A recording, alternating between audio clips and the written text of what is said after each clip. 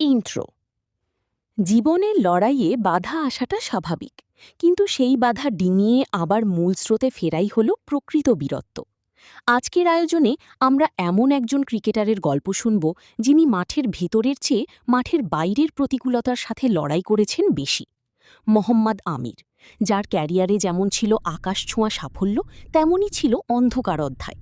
তবে সব ছাপিয়ে তার ফিরে আসার গল্পটি আমাদের শেখায় সমালোচনাকে ভয় পেলে কখনো সামনে এগোনো সম্ভব নয়। মূল লেখা, সাক্ষাৎকারের সারসংক্ষেপ।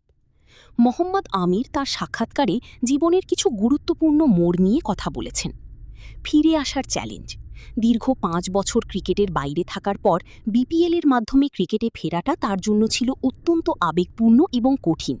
তিনি বিশ্বাস করতেন কঠোর পরিশ্রম করলে সাফল্যের দরজা একদিন খুলবেই।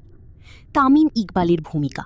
বিপিএলে প্রথম ম্যাচে তৎকালীন অধিনায়ক তামিম ইকবাল তাকে যে সাহস দিয়েছিলেন তা তার আত্মবিশ্বাস ফিরিয়ে আনতে বড় ভূমিকা রেখেছিল। সমালোচনা মোকাবিলা।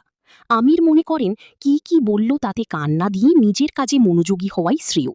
তার মতে সমালোচনা নিয়ে ভয় পেলে আপনি জীবনের কোনো ক্ষেত্রেই উন্নতি করতে পারবেন না। তরুণদের প্রতি পরামর্শ। ক্যারিয়ারের দীর্ঘ অভিজ্ঞতা সত্ত্বেও তিনি নিজেকে আজও একজন শিক্ষার্থী মনে করেন। তরুণ পেসারদের জন্য তার পরামর্শ হল শিখার কোনো শেষ নেই, সবসময় নিজেকে উন্নত করার চেষ্টা চালিয়ে যেতে হবে। বাংলাদেশি পেসারদের প্রশংসা। বর্তমান সময়ে বাংলাদেশের পেস বোলিং ইউনিটের ব্যাপক উন্নতি দেখে তিনি আনন্দিত। বিশেষ করে মুস্তাফিজুর রহমানের ধারাবাহিকতা এবং তরুণ পেসারদের আগ্রাসী মনোভাবের প্রশংসা করেছেন তিনি। আউট্রো।